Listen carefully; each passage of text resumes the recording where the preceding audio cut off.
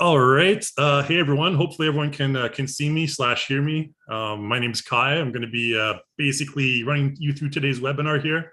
Let me just share my screen before I get started, before I forget here. There we go. All right. So let's actually bring up the webinar topics. We're going to be talking today mostly about pipeline stuff. Essentially, I'm going to be showing you kind of how to this is the one right here, importing and animating any character with custom clothing in CC4 and iClone 8. So just going to be basically showing you how easy it is to kind of import, character models from different CG tools such as Blender, Daz, Maya. We're going to import in pretty much everything. It might be a little bit repetitive some parts because it's just so easy. I just kind of want to show you how you can do it for those of you who use all these different tools: Blender, Daz, Maya, 3ds Max. We're also going to do UE4. And eventually we're gonna, if we have time in the end, we're gonna bring our FBX into UE5 and just kind of show you how you can easily, quickly bring in your animations and everything to UE5. So today the topic is essentially just pipeline stuff. I know we've had a lot of questions since the launch of iClone 5, iClone 8 and Character Creator 4. It's Unreal Engine 5, too many versions to keep track of here. We've had lots of questions about that stuff. We've been pumping out the tutorials as we go along here, just to kind of help you guys get used to the tools. We're going to do a lot of stuff here. I'm also going to show you really quickly and briefly, just kind of a review. We already have tutorials on this in our YouTube channel that talk about, bringing in your custom clothing designs and saving that, in FBX format and saving it as clothing for your Reallusion characters, for your CC4 characters. We'll talk about all that stuff as well. So yeah, a lot of stuff to go through. And as well, as always, if you have any questions, we have the Q&A session at the end. So if you have any questions, please put your questions in the Q&A. Now, today I have a couple of the engineering team that are going to be kind of answering questions with me. So if you have any questions along the way throughout the webinar, you can feel free to put those in the Q&A section at any time. And we have a team that's going to be kind of working behind the scenes. The mysterious development team guys behind the scenes are going to be answering those questions for you, and I will be summarizing those questions and answers at the end of the demo during the Q&A session. So yeah, Q&A session at the end. Put your questions in the Q&A panel at any time that you want, though. And we're also having a little. What am I talking about here? Yeah, we are recording this. Just so you guys know, we're recording it and broadcasting it live on YouTube. Now, for those of you who are joining us from YouTube, we're not going to be answering questions from the YouTube chat, so just be aware of that. You have to be attending via Zoom to get your questions answered. So apologies for that. There's too many things going on, but we do want to broadcast it live on YouTube as well. What else do we have? Well, yeah, as always, we're going to send out a survey for you guys at the end of today's webinar. So if you have any suggestions, any comments, questions, anything you want to learn about in future webinars, please put that in the survey form, and we will send you a gift certificate, like a code for the content store, 10% off the content store. So make sure you send in that survey and get that discount there. All right, I think I covered all the bases here. Not much to go through for the introduction here. I do also want to mention as well in the content store, as always, to make sure you check out the weekly freebie in the content store. So that's found in the content store on the main page. There's weekly special as well, but freebie is the free stuff. So you can see we have the August freebie rather. Okay, this is just an animation. Why not pick it up? It's a free animation from the content store here. So make sure you check that out. And as well, every week there's a weekly special. Here it's the move sets down to $5 from $74. So pick that up for pretty much less than a latte would cost you at Starbucks, and you get a whole bunch of animations here. It's a little bit of an older pack, but it's still very useful for all sorts of different scenarios. As you can see, maybe a hijacking scenario or something here. All right, yeah, that's basically about it. I'm going to show you basically on the main page. If you go to the main Reallusion page and you go to products, down here we have Digital Human Solution. And in Digital Human Solution, if you go to overview, there's all kinds of stuff here for Character Creator 4. Character Pipeline is one section that you can find more information in if you want to get, a bit more information from this webinar. Go down to Character Pipeline here. You can see Blender, Daz 3D, ZBrush, Game, Export to Real-Time 3D Engines, etc. So these basically, for example, if I go to the Blender one, it kind of teaches you, or it kind of shows you all the pages here, and you can click on Blender. There's a Blender specific page, okay? And there's also an Unreal specific page, of course. Okay, so auto setup for Unreal Engine. We're going to be using this at the very end when we do import into Unreal Engine 5. We won't go through the entire installation process, but yeah, go to this page here. I'll just actually copy this and paste this in the chat window because it's a very useful page with tons of stuff. This should be going to everyone there. Okay, so make sure you check this out, regardless of whatever CG tool you're using. USD, of course, is for Omniverse, ZBrush, Unity, et cetera, et cetera. I know a lot of Daz people out there from the beginning. Okay, I think I've blabbered on enough, so let's go ahead and get into the live demo. What I'm going to do first is I'm going to basically show you a couple of really easy characters to import into Character Creator 4. I can close down my Google Chrome right now. And let's make sure we close all this down. Okay, so in Character Creator, there's a couple ways. Basically, the recommended way to import in your character from Maya. So the first one we're going to be using is a Maya HumanIK character. Now, Character Creator 4 allows for simple and super easy import of basic standard character rigs like Maya HumanIK, Blender MetaRig, a couple others, Daz G8, G3, and all sorts of other ones that I'll talk about a little bit later on. But if you want, there's a couple of ways you can import your character in to start. The first one to go to File and Import, and just click on Import here, and it should bring up a window. Allows me to import. There we go. I'm sure it took that so long, but okay. So, and then we have a number of different characters that I have prepared for us here. There's Maya. This is the Maya character right here. Okay, so this is just a very, very simple game-ready Maya HumanIK character that we prepared earlier. It's very simple. It's just a low poly. You can see it's only 31 megabytes, very low poly character. So if I go ahead and open this, we're going to be faced with a couple of options here. Obviously, this is a character, so we want to choose character, and we're going to choose humanoid, okay? Now, if you're not aware, creatures are characters that don't conform to the standard rigs, biped rigs that we have available for Character Creator and for an iClone and all the other ones. This is for four-legged, five-legged, 20-legged, whatever characters. We'll maybe have a future tutorial on this. It's a little bit more complicated. But humanoid here is the standard for external CG rigs like Maya HumanIK. For CC avatar, this has to be a CC avatar if you want to select CC avatar. If you're using Maya, Daz, or anything like that, don't use this one. Just use humanoid, okay? And go ahead and apply. Pretty simple stuff. It'll automatically detect, hey, this is a Maya HumanIK rig, and you can see all the other rigs down here that you can choose.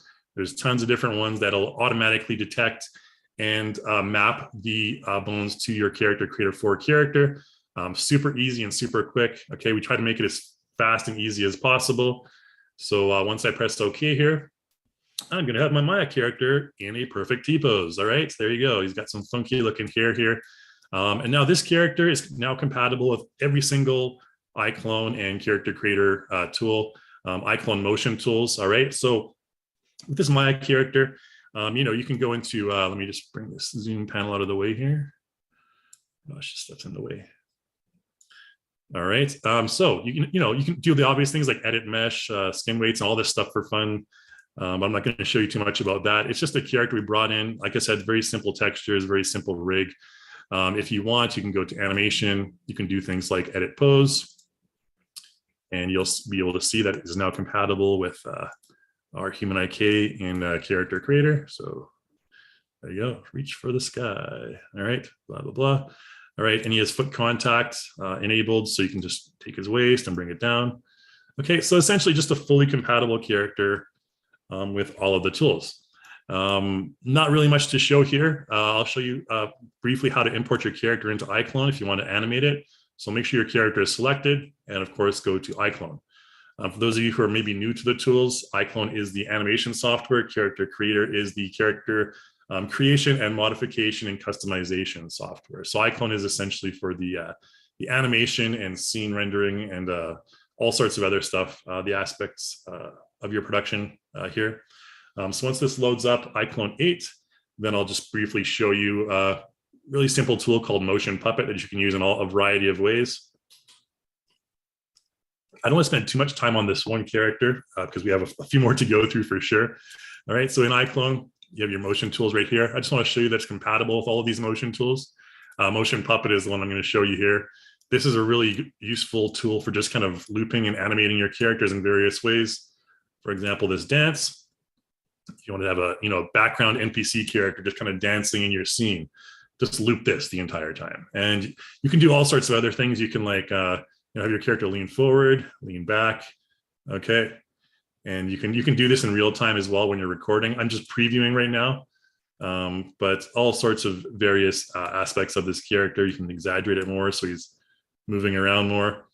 Okay, the Motion Puppet tool is useful in a variety of ways. You have to be used to it really, but it's excellent for looping motions and walks and all sorts of other stuff, background talking, you can do all sorts of variety of things like that. So just wanted to show you this HumanIK character, bringing the FBX perfectly compatible with all of iClone's motion tools.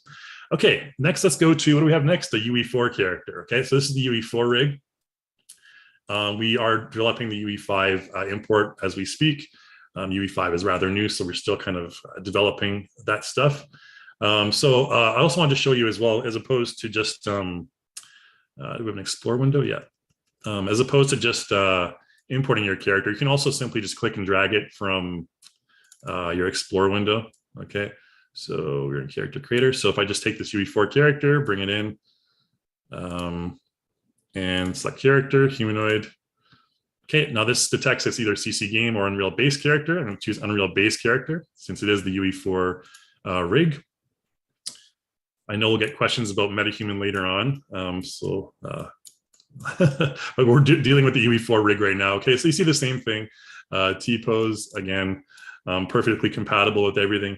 If you want to test out your motions in Character Creator 4, you can also do that as well. In the animation player, you can just go down and simply just select, body rig. You can select full body, and it'll load up like a full body test of your character. Okay, so you can see that right there. Yada yada, nothing too special there. Just doing his morning calisthenics stretchings and stuff. Okay, and then if you want, you can also, I'll take that into iClone as well. I'm not sure if it's going to replace the character. Yeah, okay, it's fine. Because we had the character in iClone selected, it just replaced the character. If you don't have the character selected, it'll just place it beside the character you previously imported. Okay, I can right click and just remove the object animation from this character. Other ways you can animate in iClone really quickly. Again, that's not the topic of this webinar, but I just wanted to show you the capabilities. Just go to your animations. You can search for something like, I don't know, let's find something interesting. Motions. I think we have a couple of packs for animations. My zoom panel's in the way there. Let's see if we have a dancing one. Okay, we have Evolution of Dance, Volume 1. Okay. Oh, I thought I had downloaded, sorry. Okay, never mind. We'll go in there.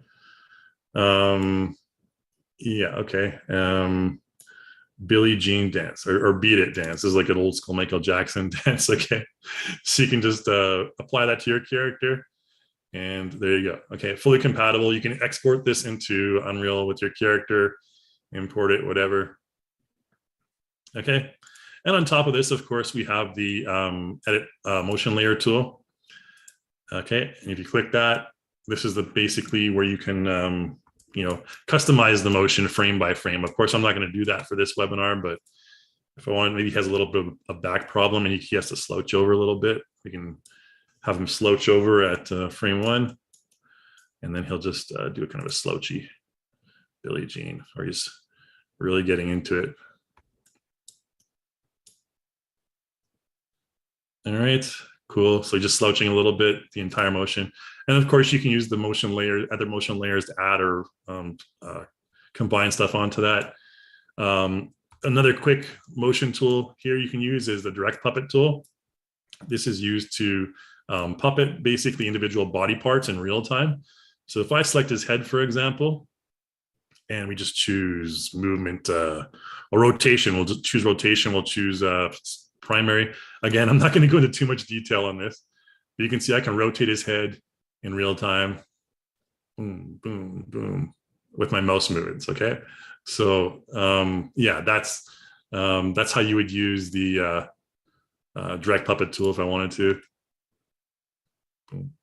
Okay, so he's just kind of bobbing his head a little bit.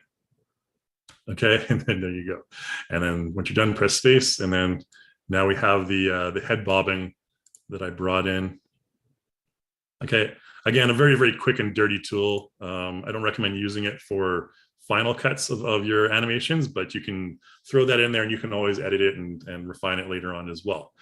Okay, after that, we have a couple of characters that are going to present us with our first problem. So the first one we're going to import in is a 3ds Max character.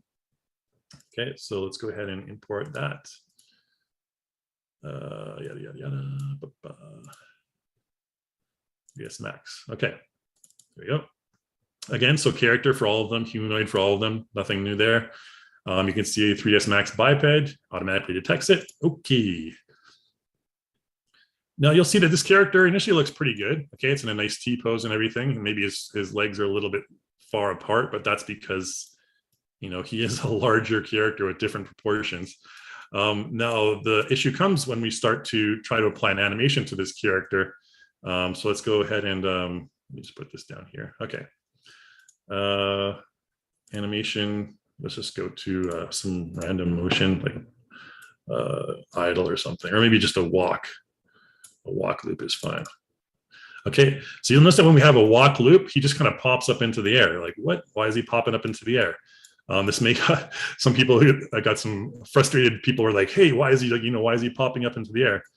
And then of course you need to the issue here, let's Control Z and undo this, bring him back into his T pose.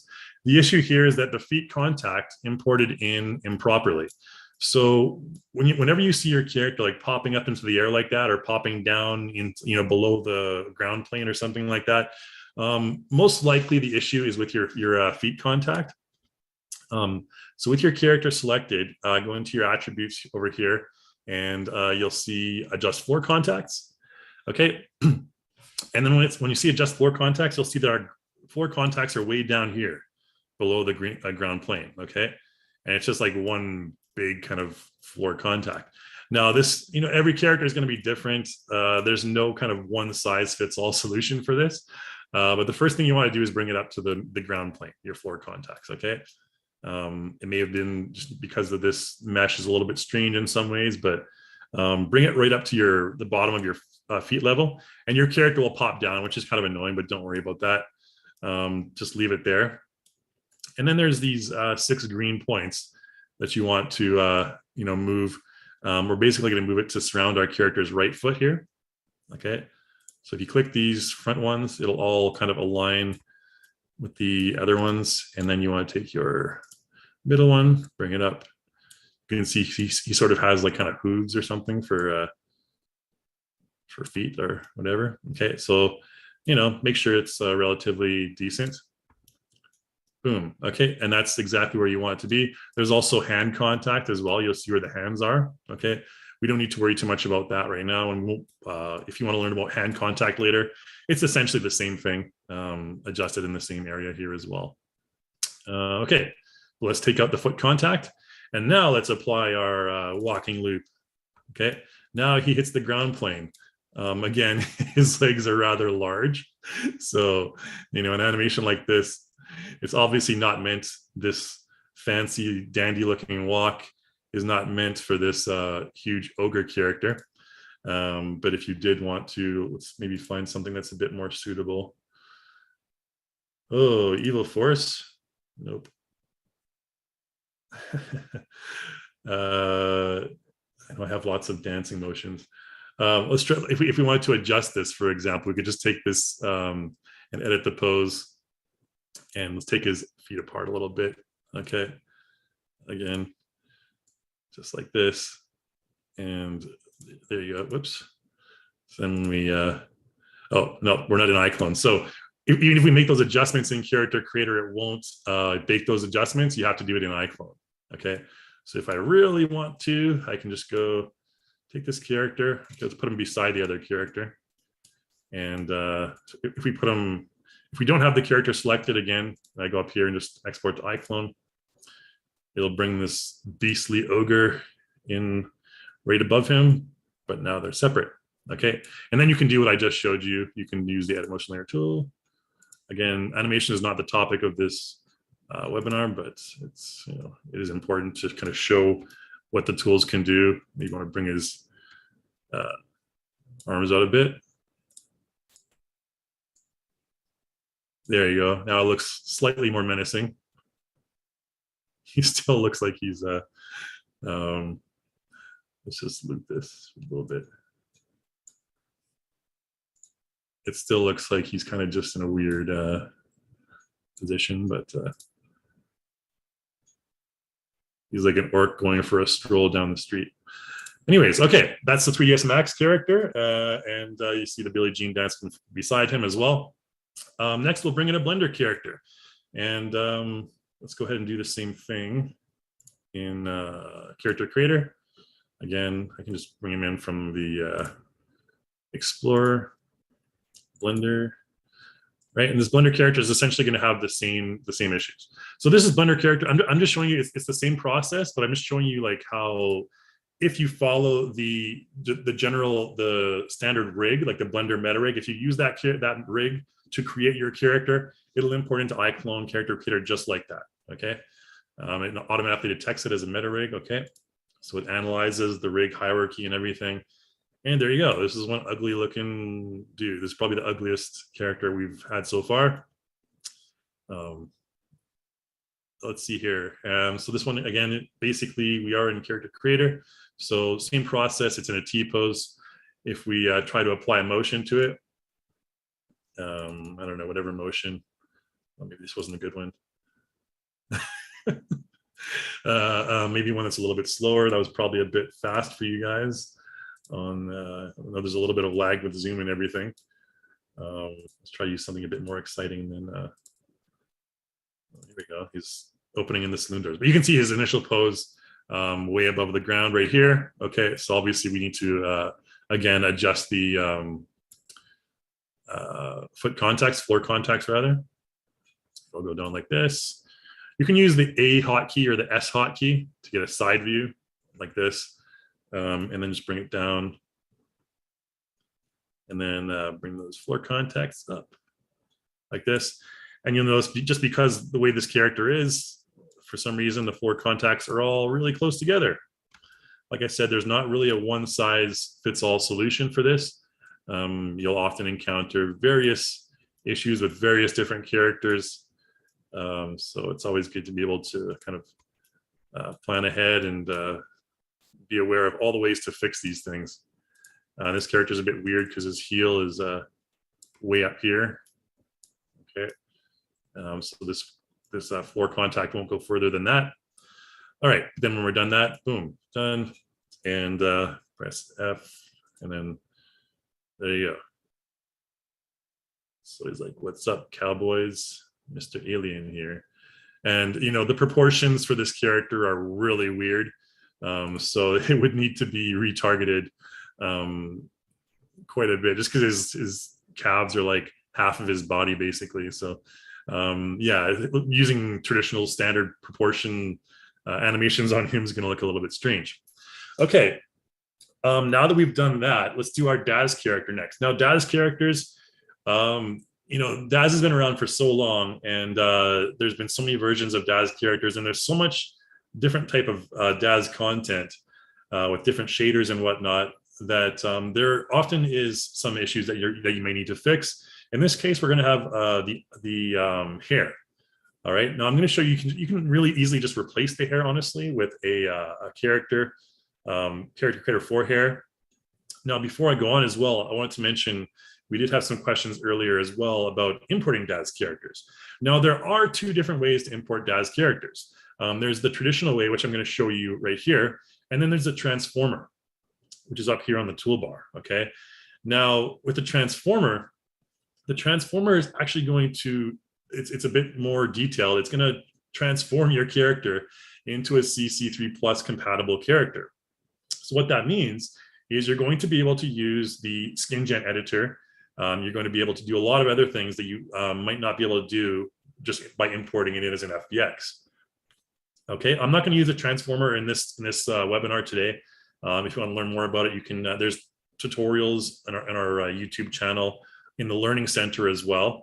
I can show you guys the Learning Center later and talk about where it is and all that stuff. Yeah, let's go ahead, and what I'm going to do now is just import in a Daz character using this new import way. Okay, just like going file and import, and characters. Where are we? Daz character. There we go. Okay, so this is just a Daz character again. Character, humanoid, and there we go. Now this hair is going to be a little bit strange, as you'll notice right when we import it in.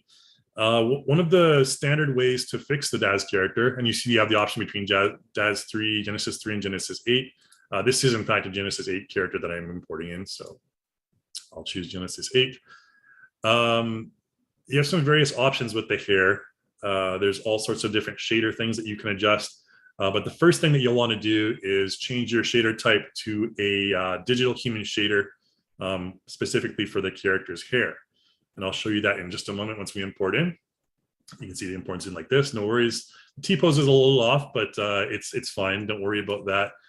Just because this type of character, it'll import in a different sort of way. You don't really need to adjust the T-pose, but you'll notice that her hair is kind of messed up, right? And this is due to the hair shaders. The first step you want to do in this case is if you go to your scene manager here, under your characters, you'll see all the character meshes, okay? And you'll see the hair right here. If you make it invisible, boom, she's suddenly bald. All right, now select your character's hair, go over here to your materials, and you'll see a number of different material meshes for the hair. Okay, it's fairly complicated. You can see there's a whole ton of stuff. And you'll see under here, the shader type says PBR. Now, the standard first practice, if you want to, adjust your Daz character's hair, is to change all of these from PBR to digital human hair. So I'm just going to shift select them all and go to down here to digital human hair. Okay, that'll just take a second. It'll convert it.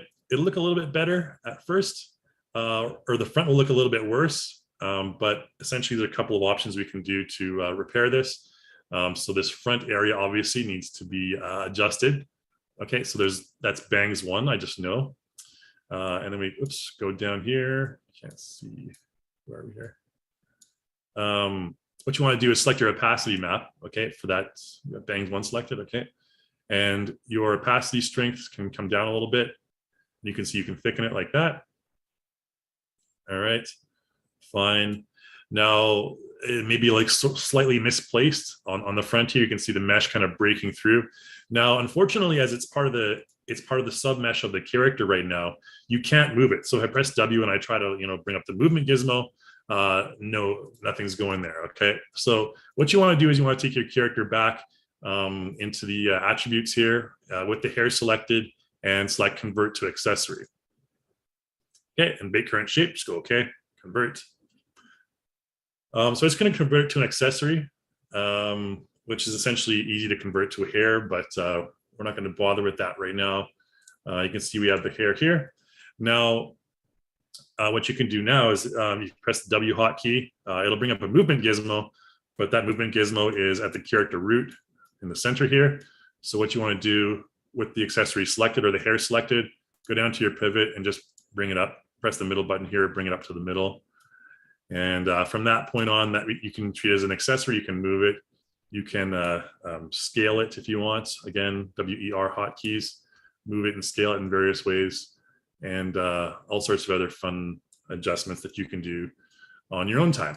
Now, again, it's easier if you, and of course, you don't want to attach it to the hip. Okay, it'll automatically attach to the hip. Just go up here, click and attach, just search for head. I think it's head, yeah. Okay, search for head and okay. And then when you apply an animation to it, then the character will let's have her walking and thinking maybe. Oops, can't apply that to the hair. You got to apply it to the character. Okay, So if I didn't have it attached to the head, it would probably go off to the side or something, the hair. And again, looks like a fairly creepy kind of walk, but anyways, there you go.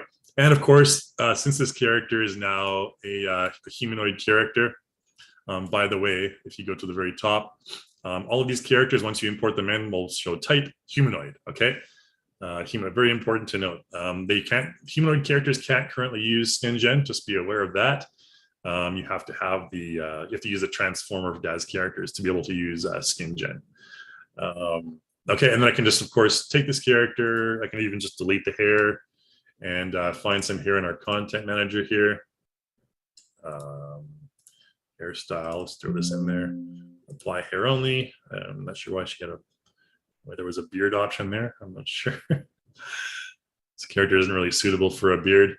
But of course, once you bring in the hair from one of the character creator 4 hairs, it's easily customizable. This one needs to be brought down, obviously. Okay, so you get a thing like that, and it looks a lot better. It's physics enabled, and you can do all sorts of modifications with it on the side, like where are we? What happened? Oh, there we go. With the hair selected, you can do all the material modifications as well down here, and so on and so forth. Okay, digital human hair. You can change the highlight colors. I don't even know what I'm doing here, but let's give her some red highlights. Okay. All right. Let's be more noticeable. Anyways, there you go. You can see the sort of red highlights at the back there. So I wanted to show you that. All right, cool. So that's how you bring in the Daz characters. Now let's go ahead and take a look next at, we have the hair adjustment. Let's go ahead and talk about importing and clothing. So we do have a tutorial on this in our YouTube channel. I'm just going to show you briefly how to do this. We have some other stuff to get through, so we still have about half an hour left, so I think we're okay on time. The importing clothing in is not too difficult. This was something that was in high demand in terms of tutorial requests, and I'll just show it to you on this webinar as well. I think now's a good time to show you the Learning Center if you are interested. Oops, what am I doing here? Reallusion. In Reallusion, go to the products, and every product will have a Learning Center at the top on the main page. So go to Learn, okay? And there's tutorials and courses here. All right, now they're all categorized here. If you want to find the newest videos, you can just simply go to the YouTube channel and just search like new videos. What is the one that would be in? I think it's in pipeline.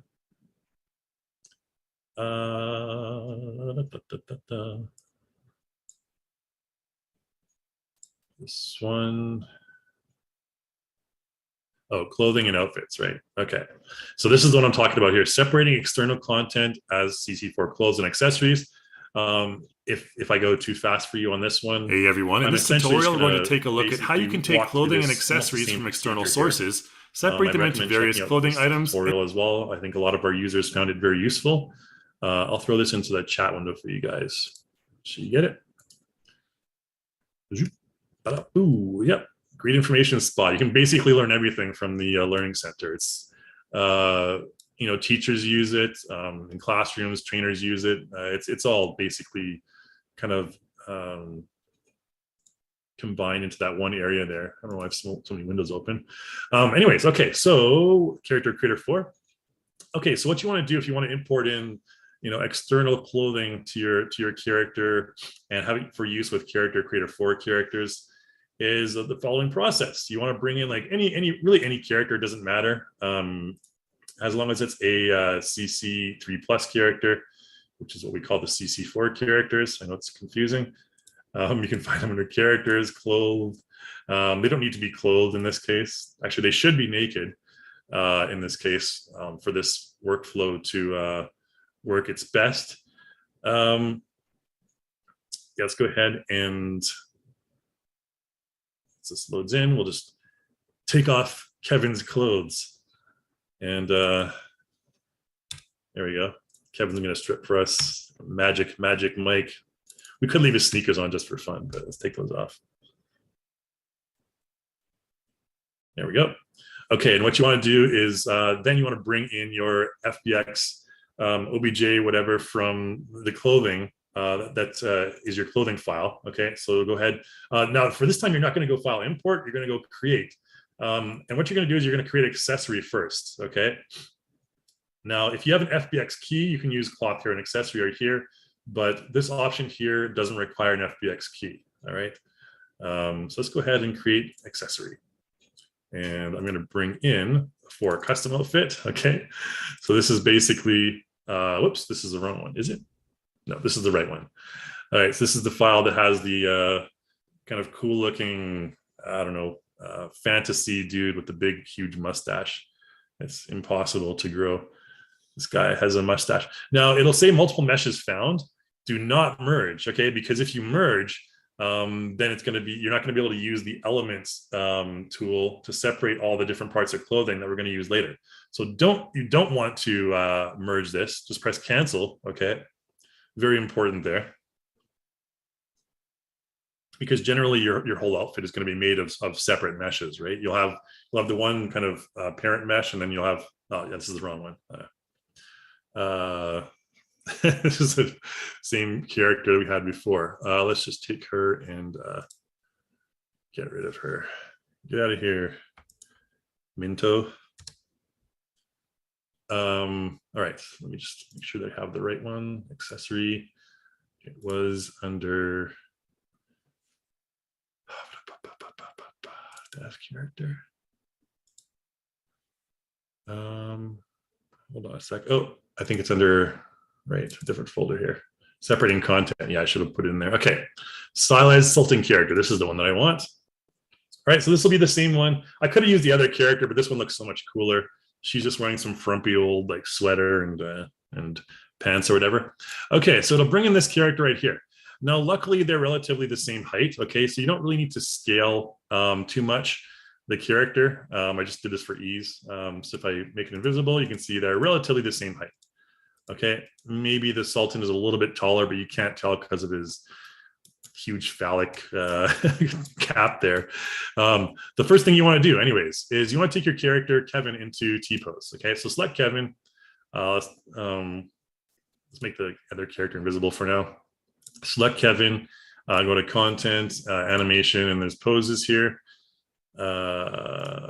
Pose, and under pose you'll find calibration. Just throw them into a T-pose. Okay, there you go. And then we can make our character invisible again, or visible again. All right, now all you want to do is you want to basically put Kevin in a pose that's as similar to your character's imported character's pose as possible. All right, so the first thing obviously we're going to do here is we're going to with Kevin selected, we're going to go over to animation here and edit pose. Okay, so this is going to allow us to take Kevin's arms down.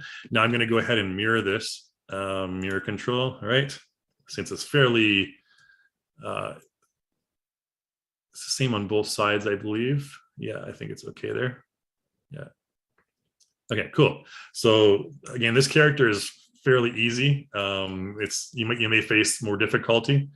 The one thing I forgot is the one character is a little bit higher, so it's very important they be the same height.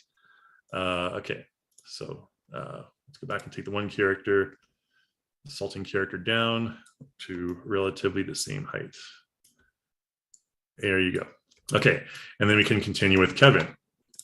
So with Kevin, edit pose again. I think his arms can be slightly further down now. Whatever. Okay, and then we want to take his feet and move them apart. Okay, again, don't worry about the T-pose stuff too much. Okay, there we go. They can probably be a little back. Okay. And then if you press, I believe it's G, whoops. Oh, we have the feet selected, that's why. G, it'll give you an overhead view of your character. All right, and what you want to do here is make sure that with the overhead view, The arms are in the same place. You can do this using the FK and just kind of bringing the hands up like that. That's the easiest way. As long as they're mostly encapsulated by the clothing, I think you're generally good. Okay, you can see his cape has a weird thing that comes out like that. That's not. It's just part of the character's cape. Don't worry about that. But I think we're good. Okay, so that's step one. Basically, get your character in the same pose. Now, next step, I'll show you. I'll show you a couple steps. I'm not going to show you the entire process. Obviously, it would take like 10 minutes to do that thing, and I think it is a little bit repetitive and monotonous. So I'm just going to show you the main steps. What you want to do is let's take something. Let's go over here to our clothing right here, into the attributes for the clothing, and you want to select edit mesh. Okay, and you want to select an element. Now it can be any element in this case. Let's just do Kevin can be invisible here. Let's just do the hat. Okay, so our character's hat. We have this character. Okay, element selected. Okay. An element can select different meshes. Now, if you only select one part of the mesh, you can hold Control and click to select additional parts. If you hold Control and click it again, it'll deselect, of course. Okay. Now, another way you can do it is you can just click and drag and select everything like that. Okay. Now, with this, in this case, it's going to select stuff that we don't want selected. So what you can do is you can also click and drag from the top right. Oops, let's just deselect that. I'm just selecting his face for some reason. All right, so I think we pretty much got that whole hat thing selected, and you hold Control and click here as well. If you're unsure about what you have selected, you can just go ahead and press W and move it. Okay, so I think we pretty much have the whole helmet selected. Okay, cool. So this is a helmet. Now, once it's all selected, what you want to do is go down here to extract mesh. Okay, that basically just extracts it as a separate mesh. If we click on that, blah, blah, blah, it'll remove the physics, whatever. Don't worry about that. And it will appear up here in 2 shakes of a lamb's tail as a separate mesh. Yep. Oh, there it is. Okay. So we have this hat separate. Ooh, that guy's pretty ugly. I didn't realize how ugly he was with his eyes. Okay, so we have this whole like helmet part right here. Okay, so now that's a separate mesh. Now what you want to do with this mesh is once it's selected, go out of edit mesh mode here, and then you can just convert it to an accessory. If it's a helmet, it doesn't really need to be conforming to your character's body, because you can just resize it to the shape of the head. But with clothing, you have to go to transfer skin weight. So with the helmet, for example, it's just going to convert to accessory, big current shape. That's fine. Okay, now we have this separate helmet. We want to double click it and call it like helmet, for example. Okay, and then we can continue on to like other parts of the clothing. Now, for this character, for example, he has various submeshes. What you may want to do is just select your character and edit mesh here. And again, elements, anything that you want to extract together, for example, like with this shirt, you want to control and click on these buttons too. Okay, just make sure the whole shirt part is selected. Essentially, you actually want to start from the outside because there may be stuff underneath this armor that is part of the shirt that you want to extract as well. So what you want to do is you want to start from layers on the outside and gradually go into like his undies and stuff like that.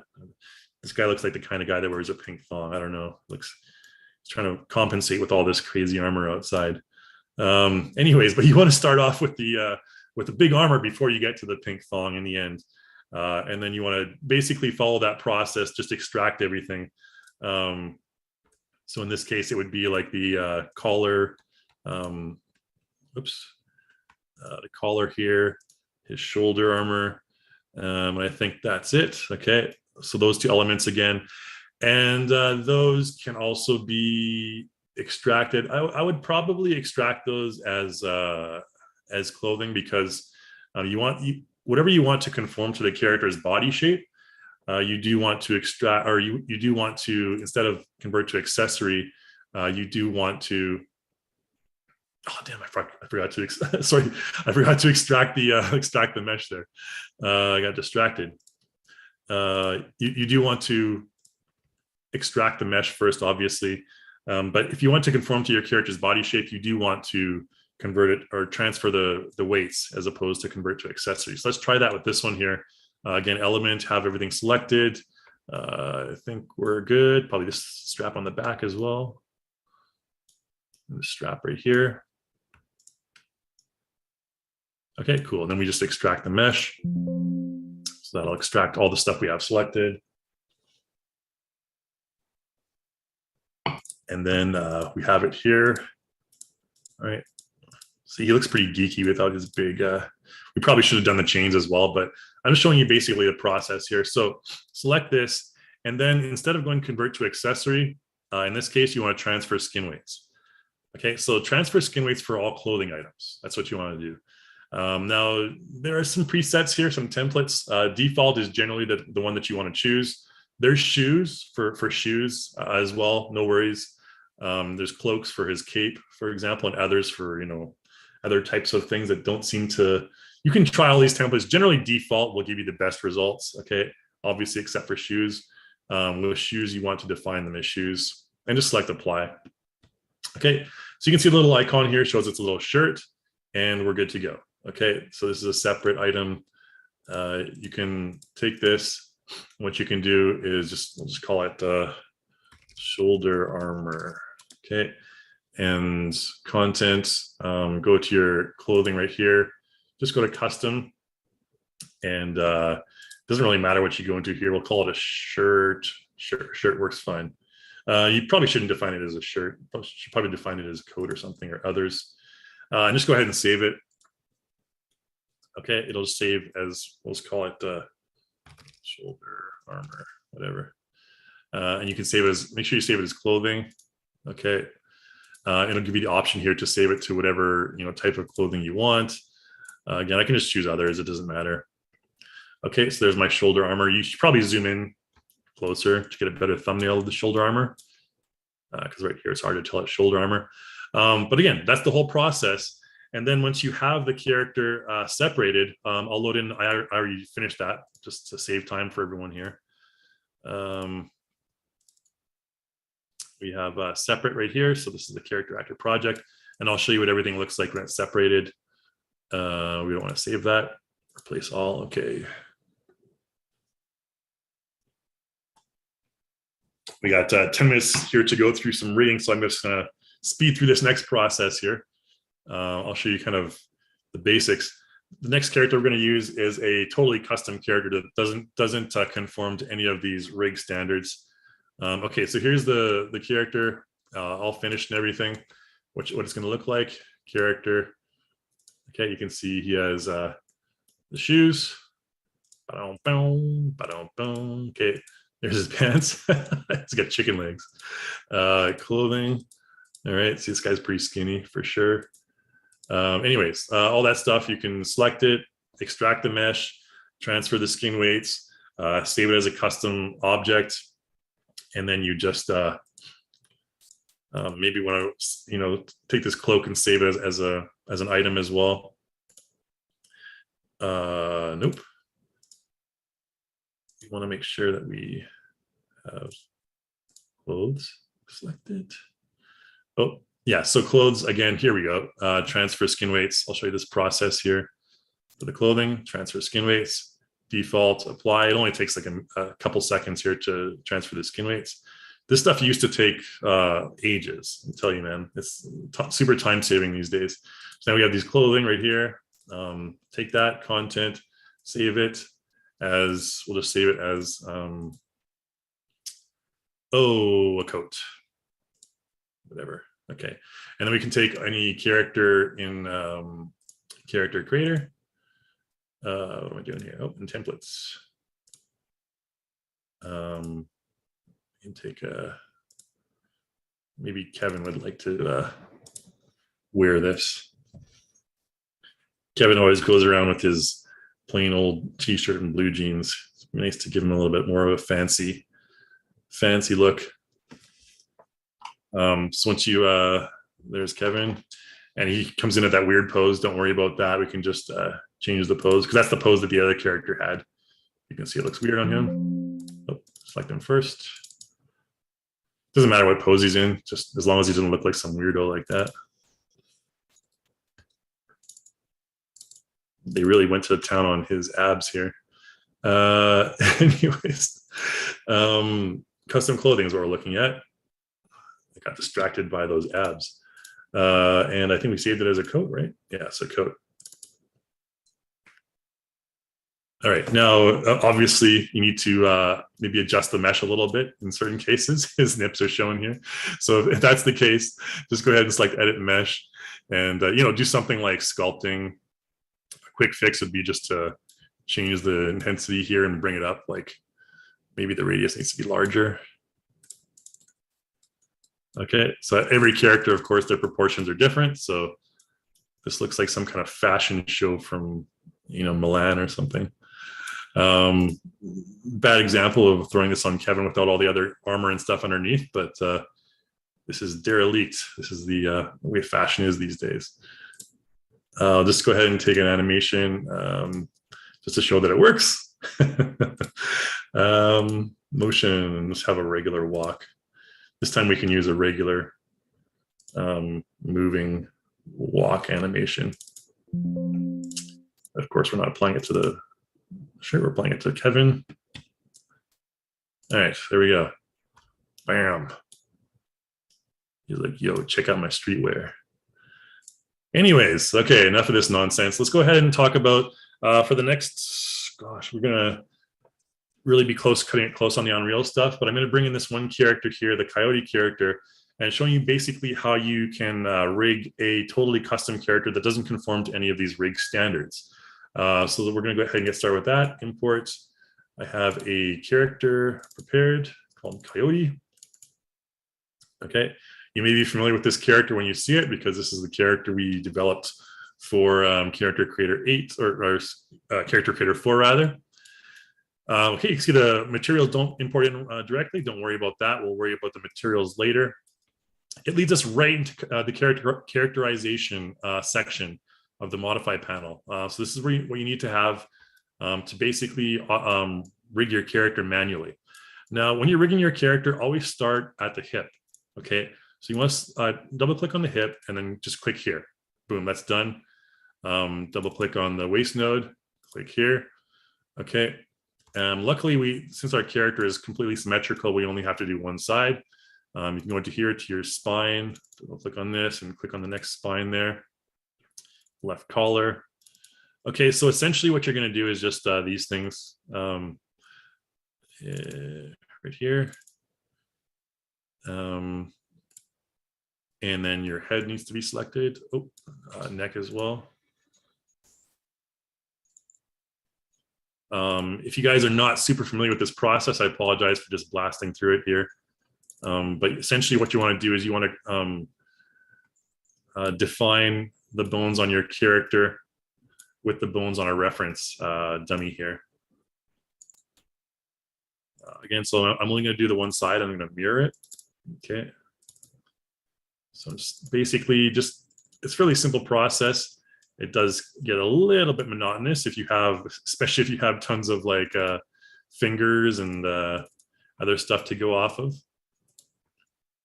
And then we can define the tail as spring bone as well. Again, if you want more detail on this, guys, feel free to put the questions in the Q&A. I'm just kind of whizzing through this. It's not a super complicated process. You're essentially, again, like I said, just defining the different bones as different body parts, as different bones on your reference image here. This is so Character Creator 4 can aggregate all this stuff together. And there we go. I think we're good to go for the body anyways. So once you've done that, you can go up here and whoops, where is it? Just mirror. Oh darn, I forgot to, okay. You're supposed to auto assign symmetrical bones. You're supposed to have this enabled before you do that. Okay, thought you could like mirror it afterwards. Some stuff with Character Creator 4 is still fairly new. So again, if I do that now, there you can see the right one will do it. Okay, so make sure you have this enabled. Okay, I won't go through the whole process here. Just essentially, once you have that enabled, then it'll automatically do the other side as well, as you can see here. Okay, so all right, see the basic ones. I won't bother with the hands or the fingers and all that stuff. Okay, so this is the process you want to go through. Okay, cool. All right, so then your character shows a little green dot on the top left here beside the dummy image, and go to HumanIK and just go active. And your character is automatically characterized. All right, so it's automatically able to use all the iClone body motions and all the body motion tools. Obviously, you want to go into material and throw in your base color map, which is in the folder right here. Okay, so I have the base color. You can just click and drag it into the color swatch there. Import in the bump map. We're importing it as a normal map. Yep, okay, cool. All right, so there's our character all set, and we can walk in. All right, good. So if you have a totally custom character, that's the process you go through. It takes a little bit longer, obviously, than just an automatic auto setup, but that's how you do it. And then for the face, I'm going to show you very briefly how to do the face setup. It's different. This character actually has facial bones, and you'll find that a lot of like low poly, especially if you're doing production for mobile games or something that require very low resources, you'll find a lot of characters just have very simple facial bone structures, as opposed to like 180 blend shapes for the face or whatnot. What you want to do here is select your character, and you want to go over to have the character selected. Actually, go over to animation here and into your facial profile editor. Right. So in your facial profile editor, you'll find a bunch of stuff here, and you want to go into edit expressions. You also want to have your bone manager enabled here. Okay. So if you don't have your bone manager enabled, go to Window and Bone Manager F3. Okay. And you'll see all the bone structure of your character here. We don't need to worry about that too much. You can just see here that there's some that are defined as facial bones. They have the head beside them, the little head icon, and some are defined as body bones. Okay, you can isolate them if you only want facial bones, only want unused bones. We didn't define the fingers, as you can see here. So facial right here. Now you want to define your eyes as eyes. Very important. So left eye, click on the left eye and click down here on left eye. That defines it as an eye, right eye. Okay, cool. And then what you want to do is over here in your edit expressions, what you'll have is something like, let's do the jaw as a really simple one. Okay, so jaw open. Now you can't see that the jaw is open yet. And there's no bones here to edit. So you're like, how do I edit the jaw to make it so it's open, so that when I do talking or animation, he's going to have an open jaw. There's a couple ways to do it. The first way is to go down here to proportion. Okay, so this is if you want to edit the bone, any of the bone structure of the face, you use proportion. Okay, so for the jaw open, we're going to use the bone. So I'm going to go to proportion here, and with proportion selected, I'm going to select the jaw. Okay, you can also select it from here from the bone hierarchy. And then just hold the E hotkey or press the E hotkey and rotate it downwards. Boom, jaw is open. Okay, go out of proportion, go back into your facial profile editor, click here on quick set. Okay, and then it'll be 100. Your jaw is open right now. Boom. All right, and then you can see there we have the jaw open. And basically, you just repeat this process for any of the bone stuff. Essentially, like I said, this character has mostly bones. Okay, let's do one that uses the mesh. Okay, so for example, the tongue. So tongue out. If we want this character to stick his tongue out, now we're not going to use proportion because the tongue is not a bone in this character. The tongue is actually a mesh. So we need to go over here to edit mesh. Okay, once we have the tongue selected, go to edit mesh. And I'm going to take the tongue element here. Okay, so they should all be sub meshes. You can see I can select the tongue there in between the teeth. And what I want to do here is We're going to press the R hotkey to scale. And we're going to stretch it out like this. And I'm going to press the W hotkey to move and move it out a little bit like that. And there we go. We'll use that as our tongue out. Okay, obviously you can make it a bit better. You can do things like you can twirl, you can curl the tongue upwards, for example. If you used, vertex, for example, and you used soft selection and you selected the edge of the tongue, you can curl it up like this. Oh, we just selected the tooth as well. That's a dang it. Just select the tongue here. Oh, stupid. All right, there we go. And twirl the tongue up. Of course, this is just all part of the process. Just adding a little bit to it. Okay, so once we're satisfied with that, we're like, that looks like a good tongue out. Okay, fine. Exit edit mesh. Then we'll go back to our facial profile editor and tongue out. We just click again the auto or quick update here. Boom, there you go. Now tongue out. That's what our tongue looks like when it's coming out. Okay, boom.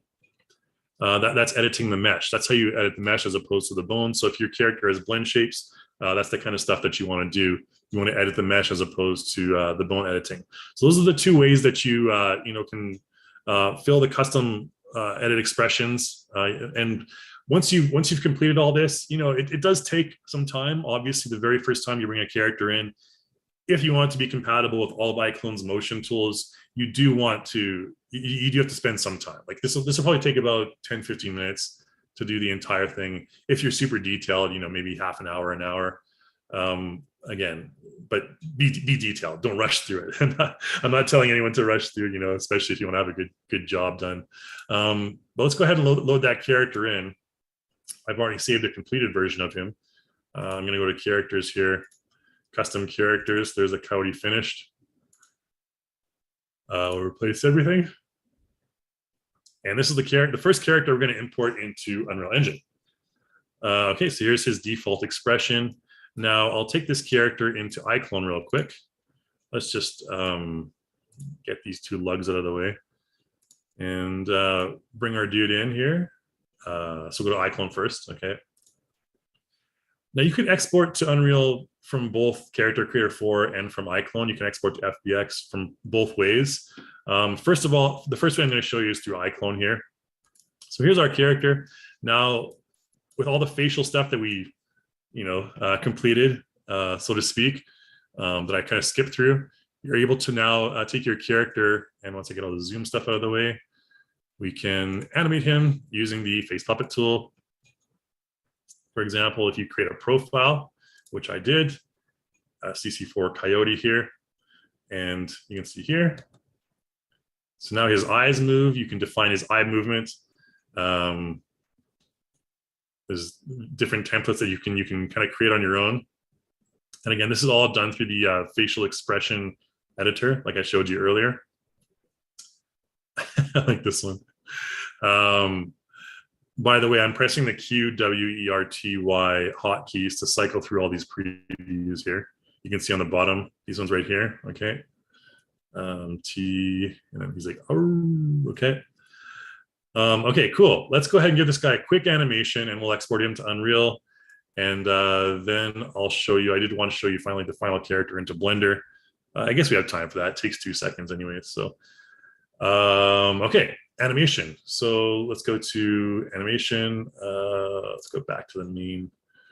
I think he has a little bit of a run somewhere. Cody character, animation, motion, run. Let's go to item instead. Okay, here we have run right here.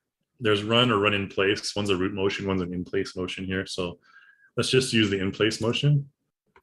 Okay, so here's our Coyote run that we have basically designed for this character. Okay, you can see he has spring bones. I didn't really show you how to define the spring bones on the ear and the tail, but there's a tutorial that shows you how to do that in the same learning center that I referenced earlier. Let's just make it a little bit longer. I'm just going to make it a little bit stretch out as well here. A little bit slower, maybe 60 frames. And then we're going to go to loop. We're going to loop it a couple times. Let's do 3 complete loops.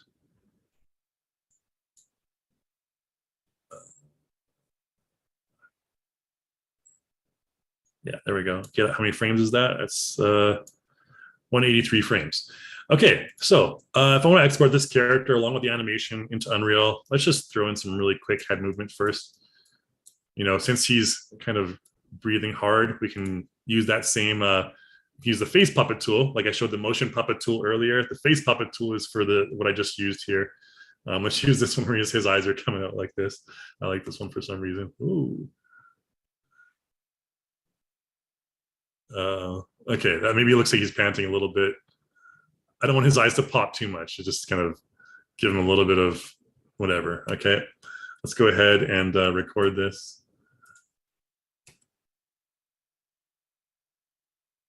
Okay, so he's just like really out of breath. Okay, cool.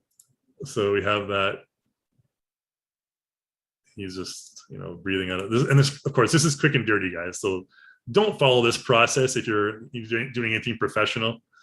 But we will export 183 frames of this nonsense to Unreal. So let's go ahead and file export with your character selected, export FBX, Unreal. Now your frames per second, you want to choose 60 in this case. It's just the best way to go to Unreal right now. We want to change our range to 10 to 182, I think we had. 183 maybe, I think it was, I forget. Now you don't want to select any of these, okay? Don't worry about any of these. If you have your character with a lot of clothing on it, you want to delete hidden faces. But in this case, I'm going to just deselect that since he's a coward, he's naked. Okay, he's a simple game character. Now let's go ahead and export that. We'll export to the desktop as Coyote Bro. Okay, whatever. And save that. Okay. And ooh, forgot to start up Unreal. That takes a while sometimes. I'll start up a simple project here.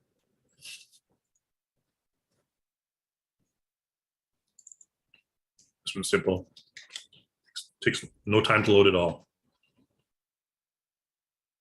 So it's not going to look super amazing with the lighting, but it's going to be just kind of showing you the process to import it into Unreal. Now, something to mention as well, of course, you have to have the auto setup plugin installed. So if you want to learn how to set up the auto setup plugin, there's tutorials on the page I showed you earlier, the pipeline page for Unreal. It's really simple. Just basically copy and paste a couple of folders to your project folder. One's a plugin, I think one's I forget what the other one's called, but I can show you the process later if you need. To make sure you have it, go to Edit and Plugins, and under Reallusion, you'll find it all set up here. I don't have Live Link. I'm not going to use that right now.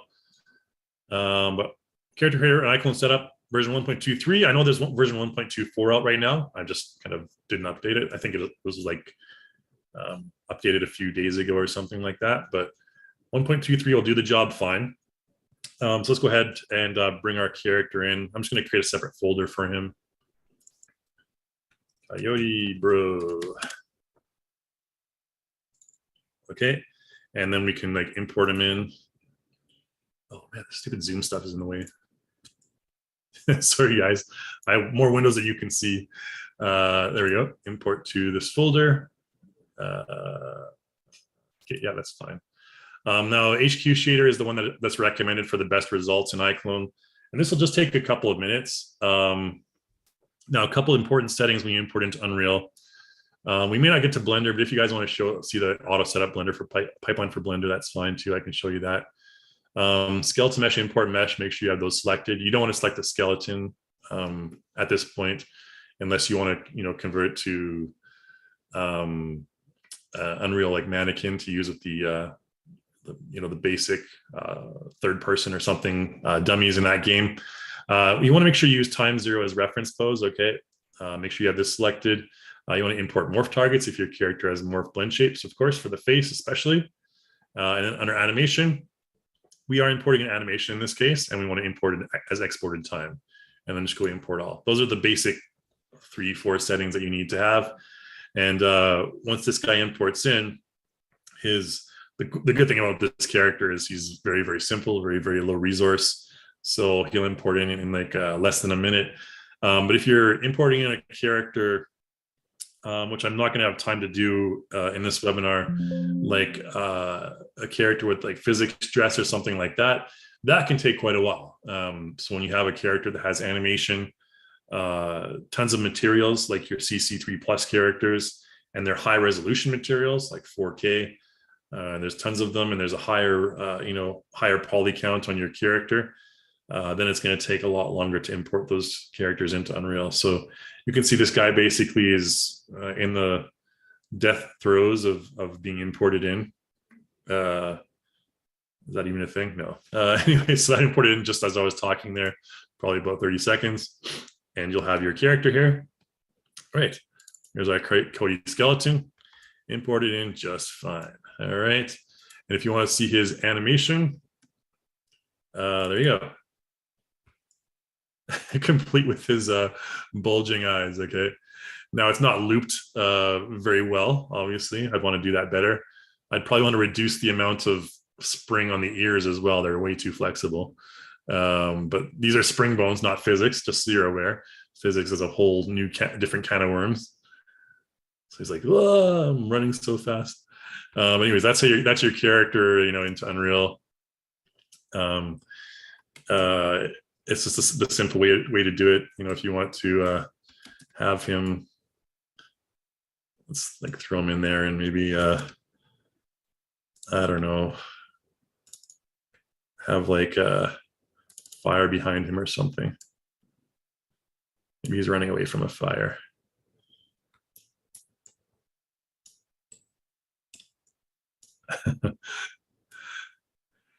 There you go.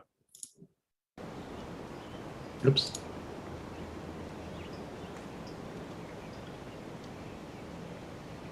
Cool. If they were moving, it would be kind of cooler, but there you go. You can always rotoscope the background or something. Anyways, yeah, that's all I'm going to cover since we're a little bit over time already. There was auto setup into Blender, which is a super easy process as well. So I don't need to go through it. There's a tutorial on that I can show you guys later. Yeah, I think we'll go to the Q&A now. Any questions, please put your questions in the Q&A. Again, we have had our development team answer questions throughout the webinar, so hopefully you've gotten those answered. And I will go through all of those because the questions are only able to be seen by panelists and hosts. So yeah, we're gonna get to that point right now here. And let's get to it, right? So let's end that simulation and get to it. Okay, so we have a bunch of them that are answered already. I'm gonna go through the ones that are answered already, okay? And then we'll get to the open ones in just a moment. Okay. So Mike Taylor asked, in CC4, I have had a lot of issues with using transfer Daz characters into CC4. I'm still using CC3 for now and then opening them in CC4. Yeah, there are a few known issues with certain Daz characters importing into CC4. Again, it was just launched a couple months ago. CC 4.1 is going to resolve all of those issues. And there is going to be some updates even before that. CC 4.1 right now is slated for September, possibly early October. So just be aware of that. Just to give you a timeline, the CC3 pipeline might need to be used for the time being in certain cases. Generally, your Daz character should import in just fine. But again, there's different characters with different issues. So it's not going to be a one solution fixes all problem. But yeah, just to be aware of that. Kama asked, will Reallusion eventually have metahuman clothing available? We're thinking about that. We're going to kind of forward it to our development team. Basically, we have a section in our forum as well called the feedback tracker. If I click on this here, this is an area where we encourage you to send your feedback, any sort of features that you want to have in future versions of our software. Please put those in this future section here, or not future section, feedback section rather, feedback tracker. And you know, for especially any bugs, we definitely need you know, help with bugs and stuff like that, QA testing and whatnot. Yeah, but I mean, there's so much clothing available in Daz and Character Creator 4, and you know, just available in various places online. MetaHuman is kind of limited in the clothing area at the moment, but if you are looking forward to doing that, that's something that we've you know, we always want to be as compatible as possible with the other tools as well. So so Mike asks again here, will iClone ever be able to utilize or import GCM morphs from Daz? We don't really know about that at this moment. I don't think so. It's not in the cards at the moment. But again, there's that feedback tracker that I just put in the chat window there. I encourage you. And you know, the more popular feature requests are, the more likely we'll be able to implement them in the future. So maybe you can get a gang of people that are like GCM morphs, GCM morphs. And then then the development team will be like, oh, these guys are, you know, we don't want them to burn down the Reallusion R&D office or something. So no, I'm just kidding. But yeah, the better way to get your wishful features implemented into the next version is to use this feedback tracker as well. All right, let's go to the next one here from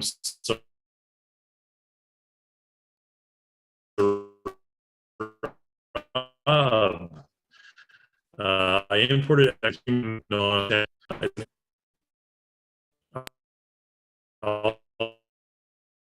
also want to change skin details in my actions and stable. I also want to change skin details. So you answer characters. There's a section in the Character Creator 4 called HIK. HIK T-pose mode, motion Character Creator 4. You want to put your character in a T-pose. There's a section called sections. This is where you want to save your T-pose. If your character is not in a T-pose, then you want to put it. Make sure you go to T and then put it to a T in this section. Again, that's in the modify motion pose and set HumanIK T-pose. Okay. In terms of the skin details, again, you can't use the skin gen on most characters. Right now, it's currently only the Daz transformer imported characters you can use skin gen on. Okay, just be aware of that. The other ones, you're going to have to use the traditional material editing workflow.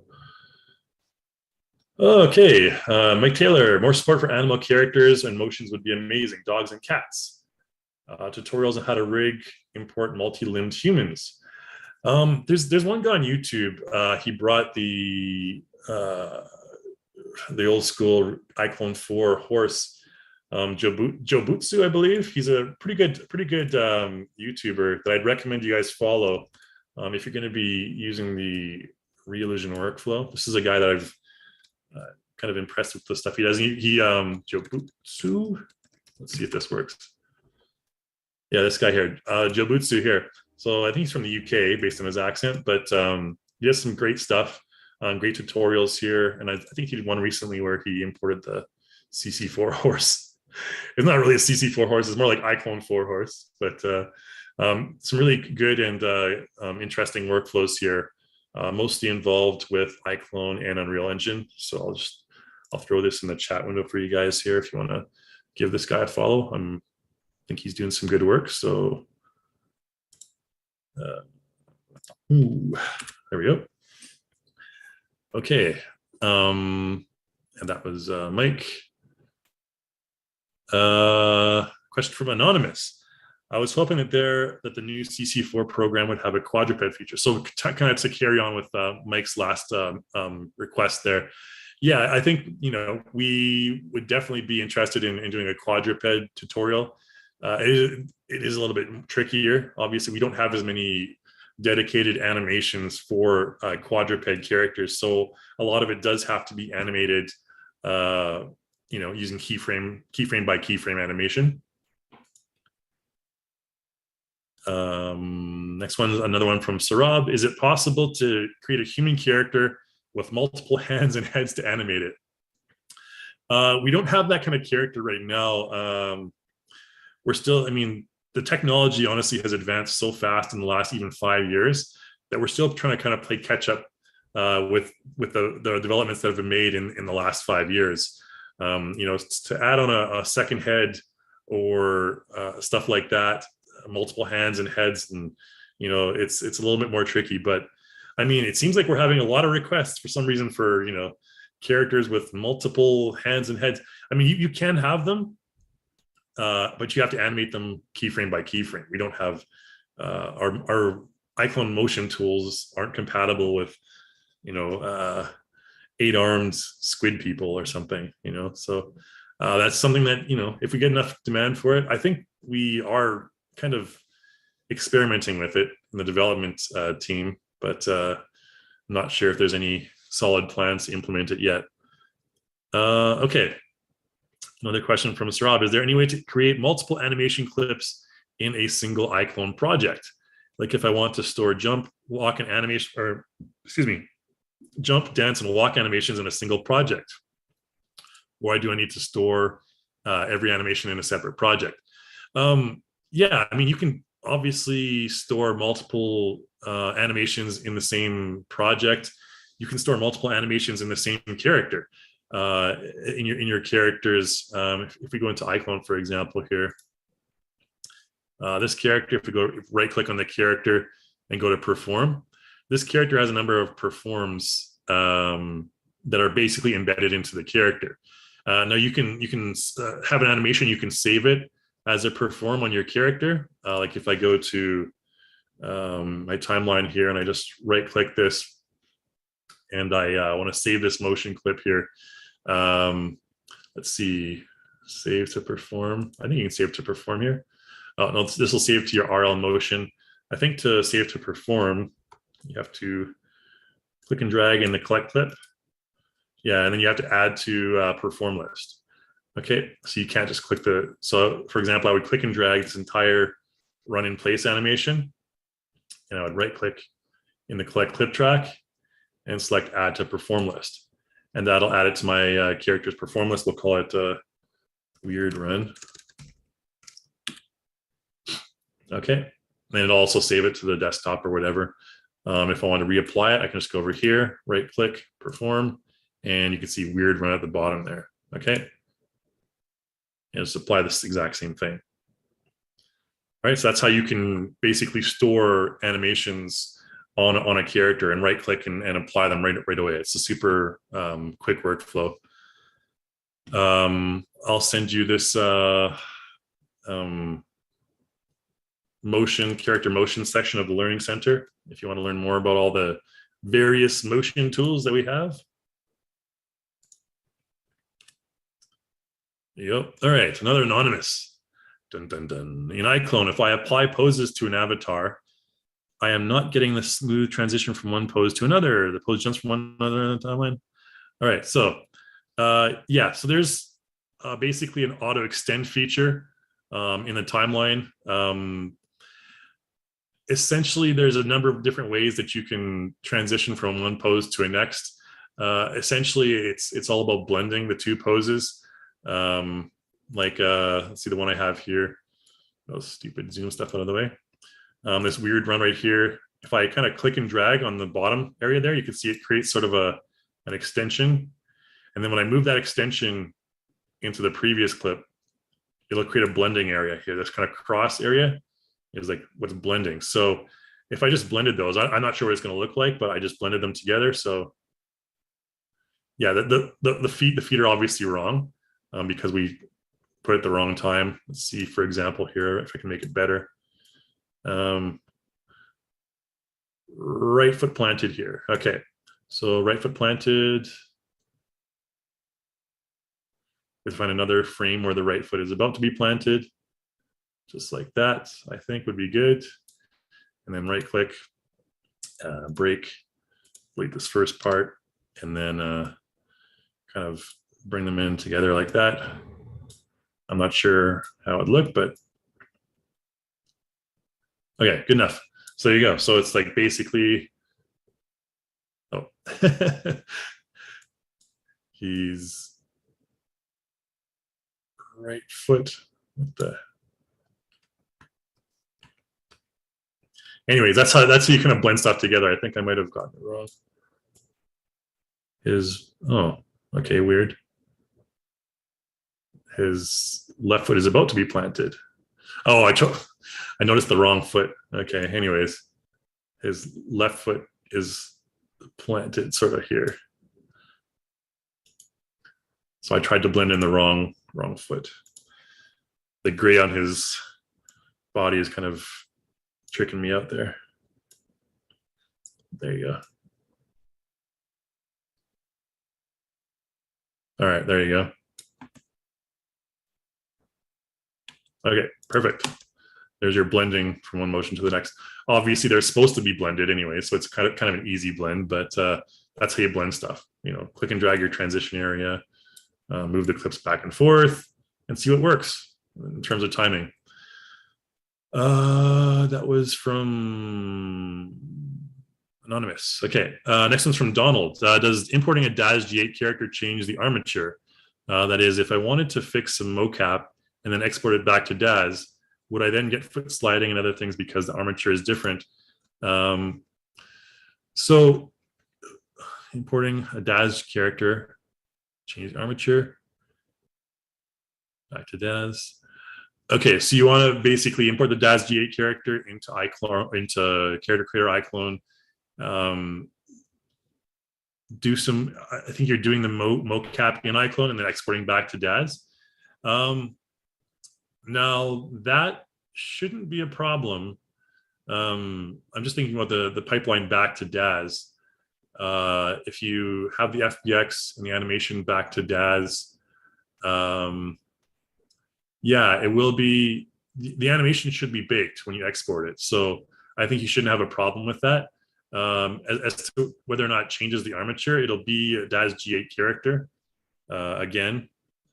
So don't use the transformer. Use the other method to import the Daz character. Just don't use the transformer tool, and you should be good to go. That would be my advice. But it should bake the animation when you export it, so you shouldn't have a problem there into your FBX there. Question from Lars. It seems like when you import the iClone characters, import to iClone, the characters lose a lot of quality. Yeah, this is exclusively basically just because of light settings and shader settings. iClone, if you really put iClone to the test, it can get some really good renders, excellent style renders. And if the iClone render shaders aren't good enough for you, you can always use, Omniverse. It's really quick and easy just to throw it into Omniverse and render it there, like 2 seconds. There's also iRay, which I don't really recommend in terms of animation, but Omniverse definitely. Again, it's all about the lighting settings. There's so many light settings you can have in iClone, as with other software, that really change a lot of things. And I don't want to go into that. Maybe we'll have another webinar exclusively about light settings. That would be kind of fun. Okay, so Michael asks, this isn't an import question for the models, but while we're on the animation part of presentation, I have a Rococo suit and I've been using the beta client to capture motion files. Currently, I have to save the motion clip, clean it up in Rococo, and import into iClone via 3D Exchange. Any estimate as to when I'll be able to use Live Link between Rococo Studio Beta and iClone 8? That's a really good question. In terms of that, I can't really say at the moment. I know we do have a webinar with Rococo, I believe it's August 18th, later this month. So we may have some updates for you on that, Michael. Just check either our site or the Rococo site. I think we're gonna have some registration links for the Rococo webinar combined with Sam Lazarus over at Rococo, and I'll be there as well. In terms of that, I'm not sure at this time, so I can't really give you any sort of answer on that. Sorry, Michael, but again, there's the feedback tracker there. I know a lot of people have Rococo suits for sure, and are kind of eagerly awaiting updates. Okay, next one's from Christian. What is the best way to import a custom FBX ground and assigned as a ground? Oh, okay. Yeah, so basically, if you want to export an FBX like ground, like as a terrain or something, you can just import it in as a prop. Just select prop when you import it into Character Creator. Instead of character, just choose prop, and it'll just import it as a prop. And then when it's a prop in iClone, you can set it as a terrain. And setting it as a terrain allows you to do foot contact and all that stuff. So hopefully that answers your question there, Christian. Just choose the prop instead of character. Tim Coleman asks, is there a way to put constraints around each body part to stop each limb from going through one another, and also constraints when I have two characters hugging? Yeah, there's no way you can constrain that. You do have to just use the edit motion layer tool, Tim, to adjust, make adjustments, because sometimes you'll be hugging a fat character, sometimes you'll be hugging a skinny character, and the edit motion layer tool in iClone is the one that you use to do the keyframe animation to adjust that. Yeah, reach target I think is another one that you can use. Reach target is sort of a tool that you use to, if you're like holding a sword, for example, you want your hands to be connected to the sword, or even if you want your hand to be connected to someone else's hands, you can use reach target to do that as well, to like do a handshake. So if I have a reach target and it's connected to another character's hand, and that other character moves their hand, then my character is also going to move his hand. I don't know if that makes sense, but reach target is good for that as well. So there's various ways you can adjust that, Tim, but there's no constraints that you can use, unfortunately. To avoid that situation, it has to be done frame by frame, or not frame by frame, just certain frames need to be adjusted. Okay, Peter asks, can you import older pre-Victorian Michael poser characters? Posette and Dork, will CC recognize these? Yes, you can. It's an older pipeline, which I'm just bringing up here. Thanks a lot, by the way, to my development team for kind of setting up these links for people. Importing poser characters into Character Creator, just follow these tutorials. It works for CC3 and CC4.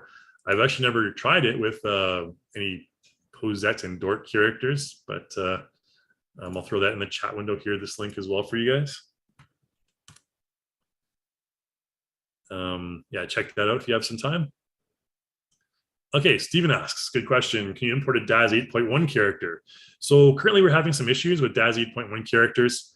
And we're currently working on that. Obviously, Daz is a very important pipeline. And but those are scheduled to be fixed by 4.1, which I said is like probably late September, early October. Yeah, so there's some Daz 8.1 characters that import fine. Others they're challenging. There's such a variety of Daz characters that it's hard to kind of aggregate them into one complete fix. So yeah, just look forward to the 4.1 update, Stephen. Sorry about that. Next question is from Brendan. Okay, Wooby. That's a pretty cool name. I'm about to buy the Rococo motion capture suit, but it seems that Rococo have a software that I also have to pay for. My question is, does Motion Live plugin and iClone work with the Rococo suit without having to buy the Rococo software? Good question, but you have to use their software to get the motion into iClone. You can't. Our software isn't directly compatible with the Rococo software, so you do have to have the Rococo software, because that's basically what's streaming all the data to Motion Live for it to accept. So yeah, unfortunately, you do have to have the Rococo software as well. Okay, this is, I think, our engineer Eddie was helping Sarab with something in the Motion Live, or sorry, the Motion Pose panel. Yeah, I think I kind of showed you that's Sarab, but this might have been from a previous question from quite a while ago. So hopefully I showed you that process. Sarab was asking for elaboration on the HumanIK T-pose option there. Okay, good question from Christian Tabora. Can we manually map face bones? In Character Creator, basically, you can set the right and the left eyes in the bone manager, like I showed earlier. Anything above the head bone in Character Creator will be automatically mapped as a head bone. Or so anything above the neck bone will be automatically mapped as a head bone. So just be aware of that. In the hierarchy, anything above the neck, it's just going to be automatically, it's going to map it as a head bone, no matter how many eyes or ears or whatever are up there. But again, if your character has 4 ears, you can set the 4 ears as springs. You can set them as antenna or something like that if you want. Yeah, lots of fun you can have with that. But I did show you briefly how to map the face bones. It's the same process. Just go through that process that I showed. Okay. So Kurt mentioned earlier, I just got here, is this clothing on a HumanIK character? Yes, basically all the characters we use in this entire presentation were all HumanIK characters. Yeah, that answers your question there, Kurt. I think you got answered already, but if you need elaboration, I can happily do that. Question from Ian, is there a fix for single UV materials not being created properly in UE5? Single UV materials not being created properly in UE5. You may want to check your auto setup version, Ian, because it should set it up automatically. And this is a tutorial here that our engineers have provided for me here. So check out this tutorial here.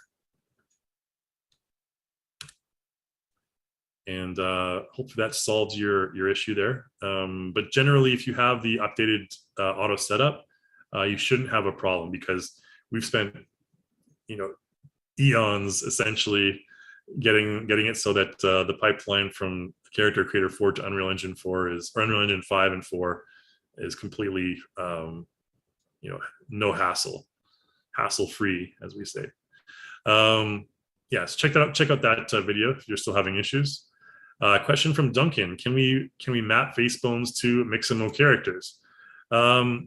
Yeah, you can. If the Mixamo characters, if they have a face bone, like I said earlier, all the bones that you define above the neck bone are going to be confirmed as face bones.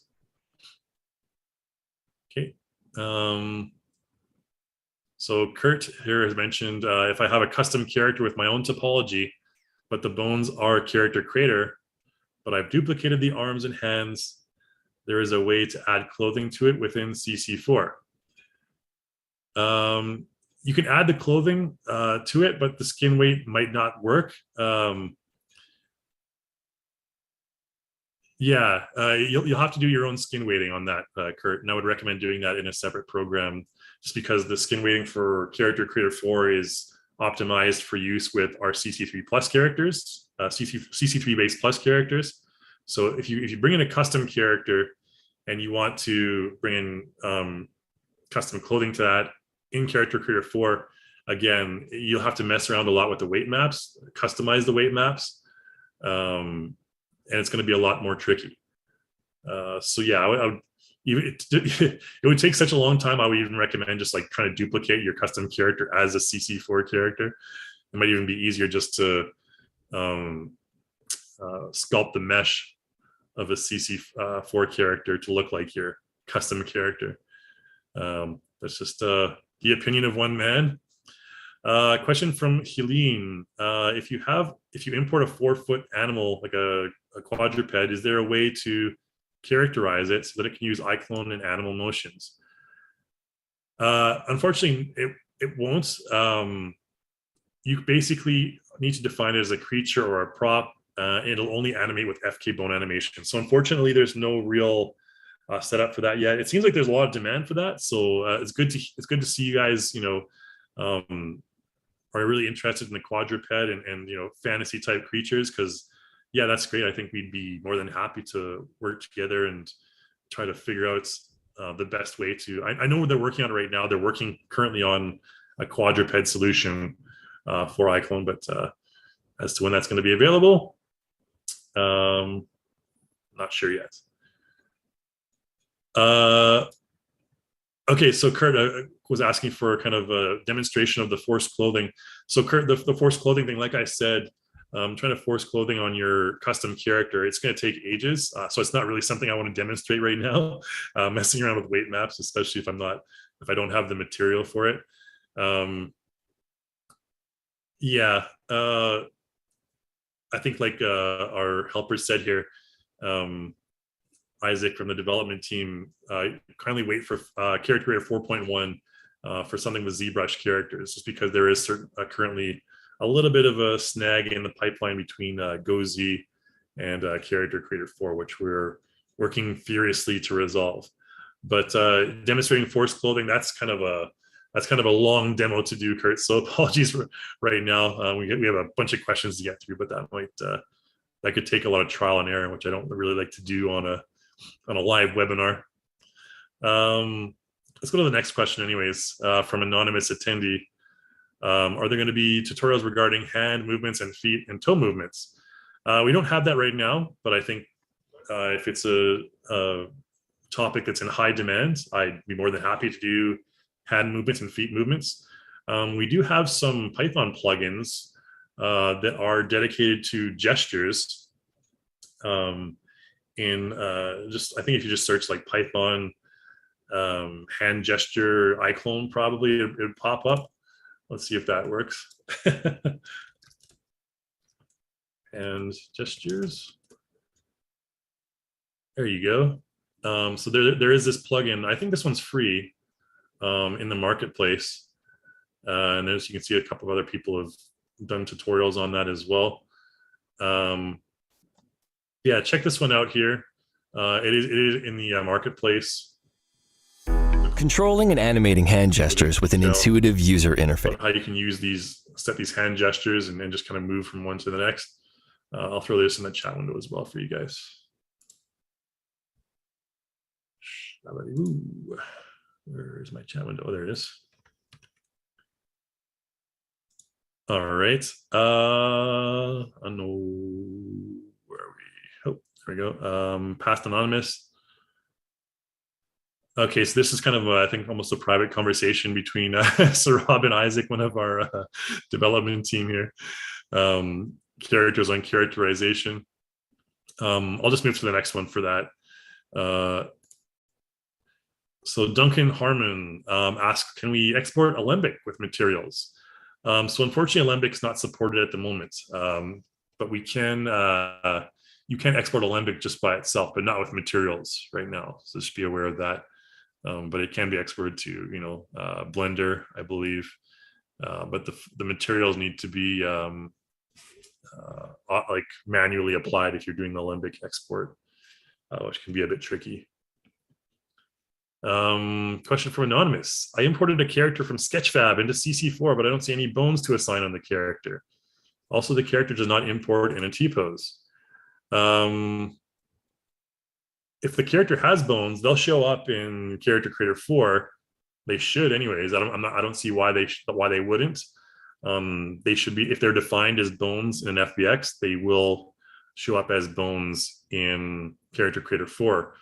So make sure that the character you downloaded has a skeleton. Make sure it's not just like a mesh, like in a pose or something. I know there's a lot of like people who do 3D printing. They don't need to bother with a skeleton. They just kind of model a character in some weird, like, pose or something. That's kind of a stupid pose, but okay. Armin asks, will this webinar be available for future review? Yes, we're going to be sending you a link after this webinar to review the video and also to fill out that survey and get your 10% discount for the content store. It'll be on our YouTube channel right after this webinar finishes. It'll just be a saved version of the video, so you can check that as well. Tanya, I would like to know why we can't make proper cloth weight in CC4. Even dresses that we bought from Reallusion's marketplace earlier do not work properly. So weight maps are kind of like almost the bane of my existence in terms of physics. The physics engine from iClone 7 to iClone 8 has been upgraded. So it's going to calculate things slightly different. And this is why we also have the issues when you're doing physics animations from iClone into Unreal Engine 5.